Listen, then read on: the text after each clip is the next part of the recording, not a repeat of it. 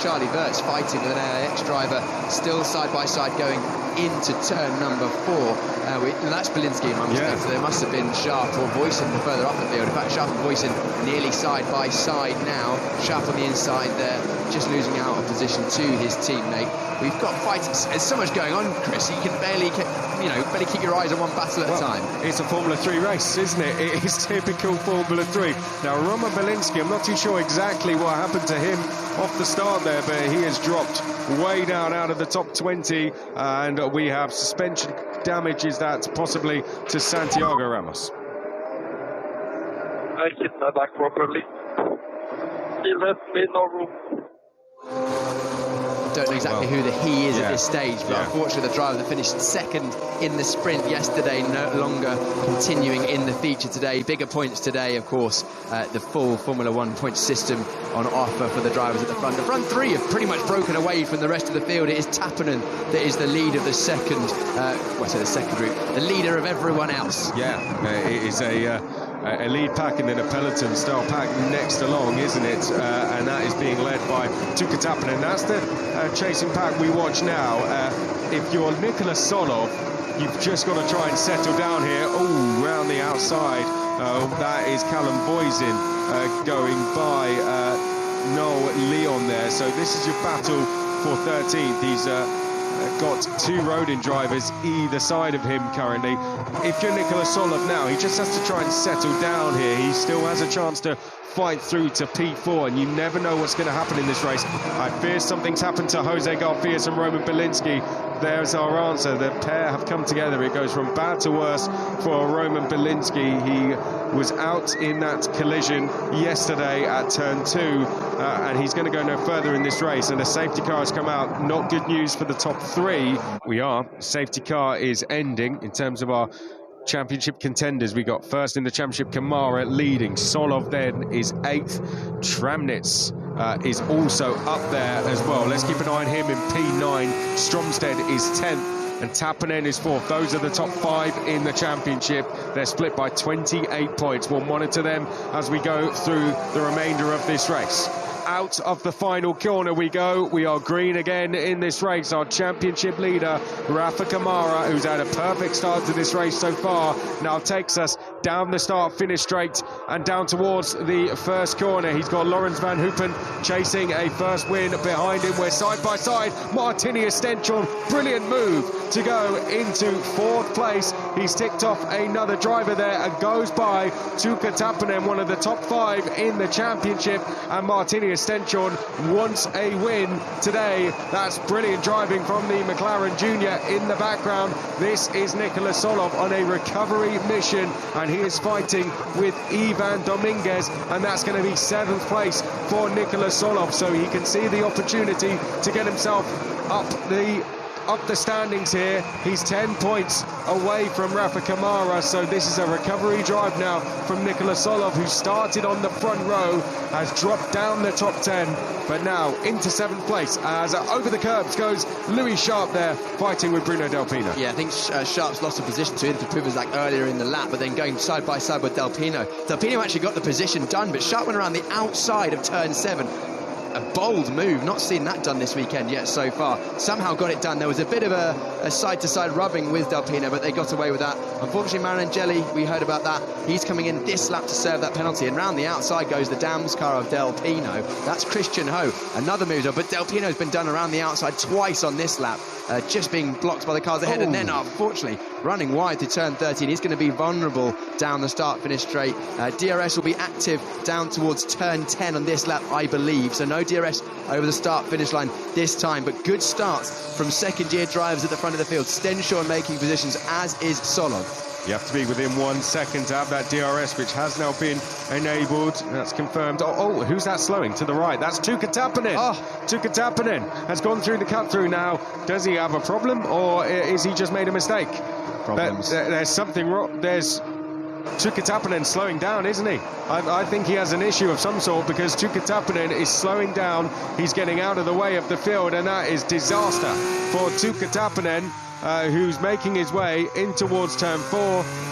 What a shame for Tuka Tappanen, who appears to be carrying some sort of issue and has dropped all the way to the back of the field. The driver 5th in the championship. He's 28 points back from the driver leading this race and leading this championship. And now he will be vulnerable to losing some places possibly in this championship. That now puts Nikola Solov up into P6, the driver on your screen.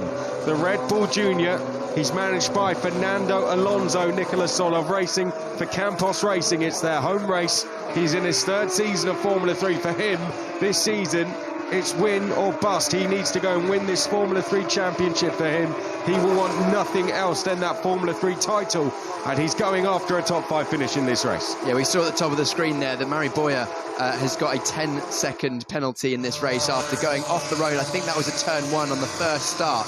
He left the road and clearly gained a lasting advantage, as we see Inter Puvazak going through on Noel Leon and also Voisin on Wharton as well. So Wharton, who was higher up the field earlier on in this race, just dropping his way down a little bit at this stage. Inter Puvazak pushing hard through turn 3. You can see the attitude of the car there.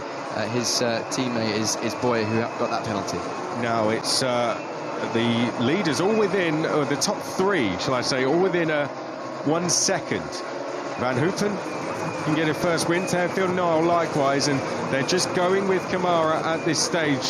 So it's nicely poised, this race. Stenchorn, however, does not have DRS, and that is leaving him open to attack here from Alessandro Giusti, who has that threat of attack from Nikola Solov, 2nd in the championship as well.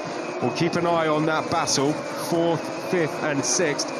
Giusti looking very close to Martinius Stenchorn. This is Charlie Wirtz we had a look at. Let's go to his teammate meanwhile, Rafa Kamara on board. He has Lawrence Van Hoopen 0.6 of a second behind.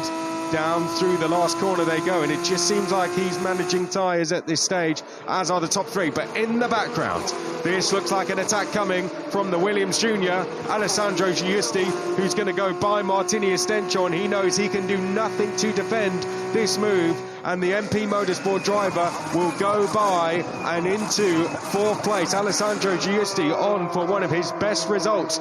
He was in the top 5 at Monaco, and he's there again once more in this feature race at Barcelona. Great driving, and it could get worse for Stenchorn, who now has Solov behind him, Piers. Yeah, that was Stenchorn getting passed by Giusti. DRS passed down towards turn 1, and you might be thinking, why did Stenchorn not defend that position going down the start-finish straight? I think he's using the experience he has as a returning driver, thinking, I'm going to get passed completely down towards turn 1 anyway. I may as well stay on the racing line, keep the dirt off my tyres, drop in behind Giusti, who clearly has good pace at this stage in the race, and then potentially save that tyre life for later on in the race when things potentially come together. Or who knows, we may see another intervention from a safety car. We hope not, but always on the cards in a Formula 3 race. We're looking at the top 3 now. That's Tearfield Nile, and we see a replay here. This is down towards turn 1.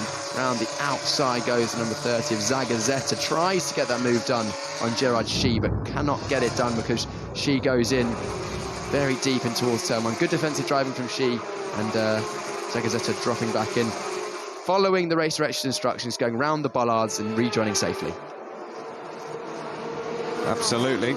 Down the start-finish straight, Tramnitz and Stromstead have been noted for moving under braking, so we will keep an eye on that and see if anything further comes of it.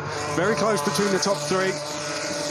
Tearfield Nile, a Spanish F4 champion, he knows his place very well, and it's showing this weekend. He's found that form we saw from the first round. Benavides and Charlie Wirtz fighting away with each other in 18th and 19th place. In terms of the gap between Noel and Giusti, it is around 2 seconds, and it's coming down ever so slightly, but this is a great little fight, isn't it, between Benavides and Wirtz? Yeah, they've been going at it for a couple of laps now. Benavides being able to ward off Wirtz for now. These two fighting for 19th and 18th positions. Wirtz trying to take that 18th place off Benavides. No points down to there. We're looking at points in the top 10. We cut to our leader. Is Kamara, who's controlling the pace at the front of the field. These three are faster than everyone else on circuit that last lap, apart from Giusti in fourth, who's trying to close that gap. And looking at the sector times at the moment, Giusti in the first sector alone able to close a couple of tenths, and in the second sector too. This would be a significant result. Look at the impact this would have. 105 for Kamara, Solov 77. So he really needs to make